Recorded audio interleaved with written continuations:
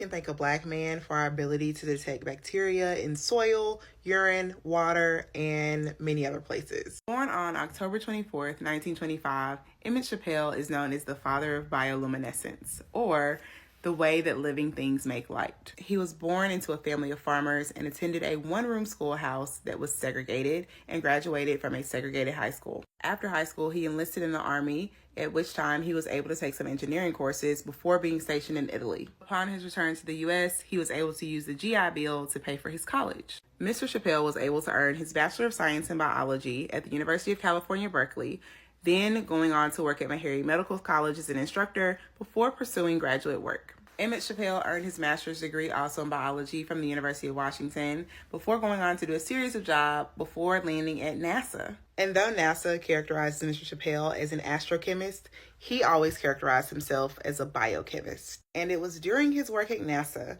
that he became the father of bioluminescence. Emmett Chappell's research focused on ways to detect life on other planets. And he realized that he could take the chemicals that are in the butt of a firefly, mix those together, and when they came into contact with living things and mixed with the ATP those living things produced, they would glow.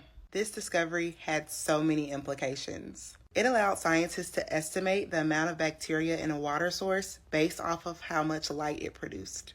It also enabled physicians and diagnosticians to identify early onset of bacterial infections by using his methods with people's urine. Isn't that so cool? Mr. Chappell also figured out a way to use fluorescence to measure the amount of photosynthesis taking place in plants, which allowed folks to measure crop health.